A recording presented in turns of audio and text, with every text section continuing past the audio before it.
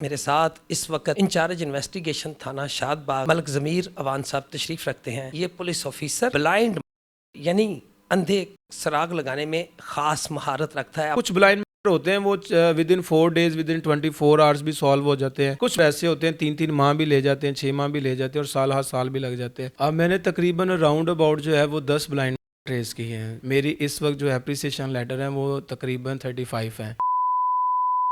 دیکھ رہے ہیں پاکستان سٹوریز اور میں ہوں آپ کا میزبان انتظار قریشی۔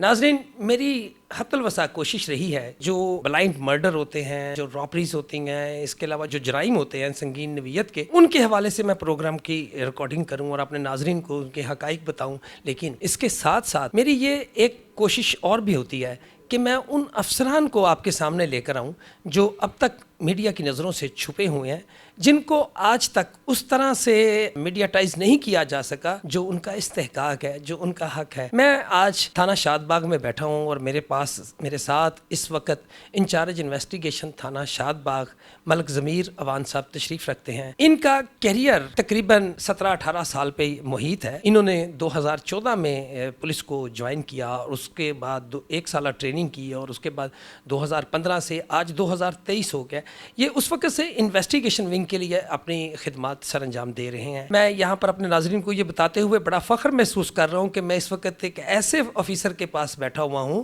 جس کی پوری پنجاب پولیس ڈپارٹمنٹ میں شہرت یہ ہے کہ یہ شخص، یہ پولیس آفیسر بلائنڈ یعنی اندھے کو سراغ لگانے میں خاص مہارت رکھتا ہے۔ جی السلام علیکم ملک صاحب۔ جی وعلیکم السلام۔ ملک صاحب، ہمارے ویورز کو بتائیے کہ آپ کی شہرت یہ ہے کہ آپ اندھے جو ہوتے ہیں ان کو ڈیٹیکٹ کرنے میں ماہر ہیں، تو یہ آپ کیسے تحقیق کرتے ہیں، کن گراؤنڈز پہ تحقیق کرتے ہیں؟ میری یہ 6ٹھی انچارج انویسٹیگیشن شپ ہے، تو جہاں پہ بھی رہا ہوں وہاں پہ اگر کوئی بلائنڈ ہوتا ہے تو وہ پھر ایک ٹاپ پریورٹی ہمارے سینئر افسران کی بھی بن جاتی ہے، اور اس کے بعد پھر ہماری بھی ذمہ داری ہوتی ہے کہ اگر بلائنڈ ہے تو اس کو ٹریس آؤٹ کیا جائے، اس کو ڈگ آؤٹ کیا جائے کہ یہ کیسے اور کس نے کیا۔ آپ نے اپنے کیریئر میں آج تک کتنے جو بلائنڈ ہیں وہ ڈیٹیکٹ کیے ہیں؟ اب میں نے تقریباً راؤنڈ اباؤٹ جو ہے وہ 10 بلائنڈ ٹریس کی ہیں۔ انچارج انویسٹیگیشن شالیمار تھا میں 2020 سے 21 کے ہاف تک، تو وہاں پہ 3 بلائنڈ تھے اور وہ ٹریس کیے۔ میں انچارج انویسٹیگیشن تھا، پھر میں CIA رہا 6 ماہ، وہاں پہ 2 بلائنڈ تھے، ہمارے پاس تفتیش تھی چینج ہو کے آئی تھی بورڈ سے، وہ بھی بلائنڈ ٹریس کیے۔ انچارج انویسٹیگیشن اسلام پورہ تھا، وہاں پہ 2 بلائنڈ تھے، وہ ٹریس کیے۔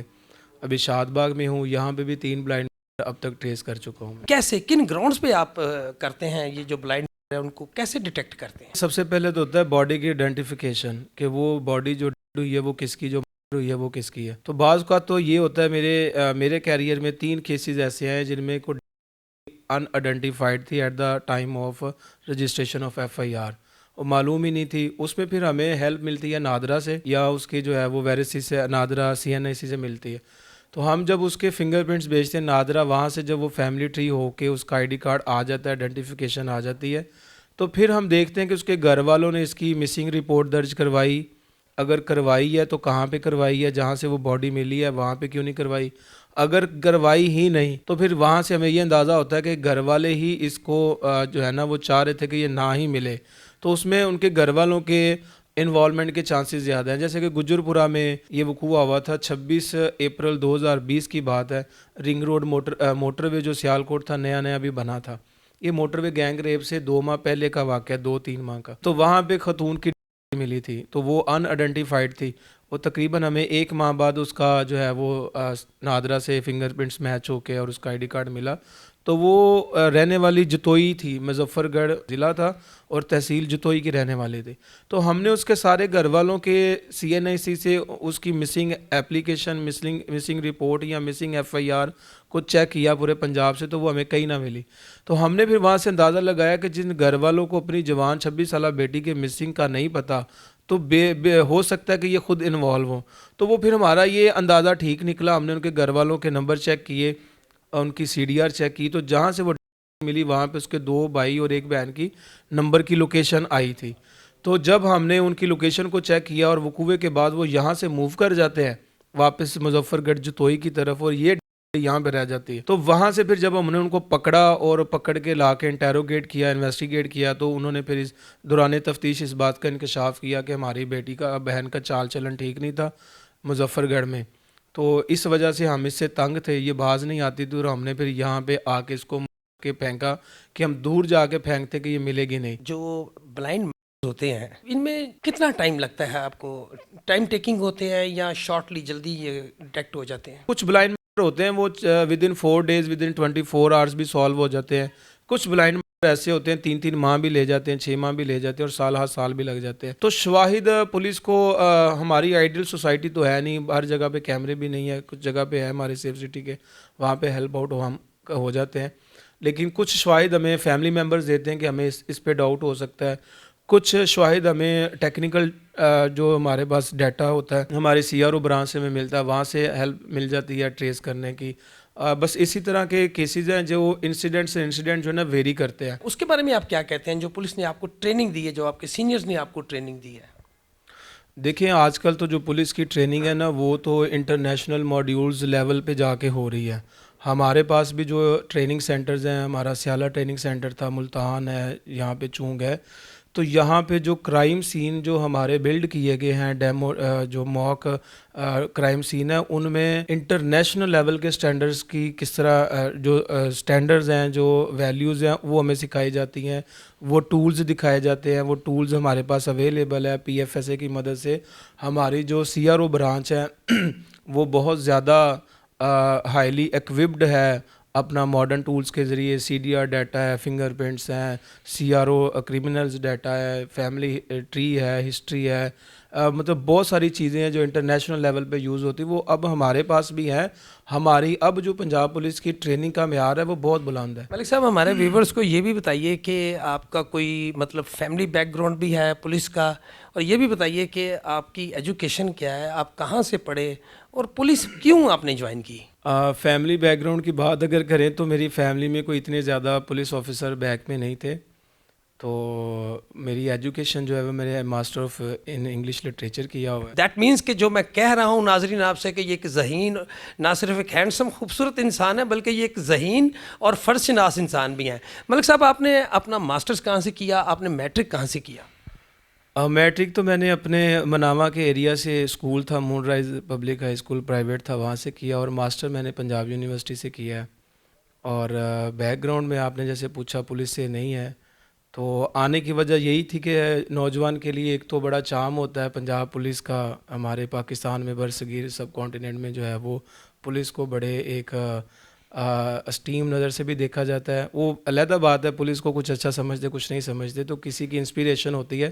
تو مجھے اچھا لگتا تھا ڈپارٹمنٹ, اس لیے میں نے پنجاب پولیس جوائن کیا. اچھا کیوں لگتا تھا؟ یہ سمجھتے تھے کہ یار یہاں پہ پیسہ کافی کما لیں گے, یا آپ یہ سمجھتے تھے کہ اگر میں پولیس کو جوائن کروں گا تو میں مظلوم کی داد رسی, مظلوم کی مدد کے قابل ہو جاؤں گا؟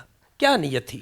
نہیں, یہ جو آپ نے دوسری بات کی ہے نا وہ ٹھیک ہے. پہلے والی بات جو پیسے والی ہے, یہ تو جب ہم بھرتی ہوئے تو ہمارے ذہن میں تو ایسا کانسیپٹ ہی نہیں تھا کہ پیسہ بڑا ہوتا ہے یا پیسہ کماتے ہیں. ملک صاحب, پنجاب پولیس میں آپ کا فیوریٹ آفیسر کون ہے؟ آپ کا وہ کیا کہتے ہیں, کس سے انسپائرڈ ہے؟ اب دیکھیں مختلف پرسنالٹیز آتی ہیں ہمارے ڈپارٹمنٹ میں, مختلف آفیسرز آتے ہیں جن کے ٹرنیور بڑے شارٹ ہوتے ہیں. جو 2023 چل رہا ہے اس وقت, ہمارے جو آئی جی صاحب ہیں ڈاکٹر عثمان انور صاحب, تو وہ واقعی ہمارے پنجاب پولیس کے جیم ہیں اور ہمارے دلوں میں بستے ہیں. جس طرح انہوں نے لوئر رینک کے پولیس آفیسر کا خیال کیا, ان کے درد کو سمجھا, ہماری جو پروموشنز تھی جو ہم سال ہر سال سوچتے تھے کہ نہیں ہو سکیں گی, جس طرح انہوں نے اس ٹاسک کو اٹھایا, اس چیلنج کو اٹھایا, لیا اور اس کو امپلیمنٹ کر کے دکھایا, پروموشنز دی, تو وہ واقعی اس وقت ہمارے رول ماڈل ہیں اور ہمارے پولیس کے سروں کا تاج بھی ہیں, اور ہمارے دلوں میں وہ دھڑکتے ہیں. ہمارا دل نہیں دھڑکتا, ہمارے آئی جی صاحب دھڑکتے ہیں, اور جتنا وہ پیار اور نیچے والے عملے سے پیار کرتے ہیں اور ان کا خیال کرتے ہیں, ایک باپ کی طرح انہوں نے ہمیں نیچے والے عملے کو سمجھا. ملک صاحب, یہ بتائیے کہ آپ کو اپنے کیریئر میں ان جو آپ نے کارکردگیاں دکھائی ہیں, کتنی بار آپ کو کبھی سراہا بھی گیا, کبھی کوئی اپریسیشن بھی دیا گیا محکمے کی جانب سے؟ ملک صاحب جی بالکل ایسا ہے. ہمارے یہاں پہ جس طرح سزاؤں کا عمل ہے اسی طرح جزا کا عمل بھی ہے.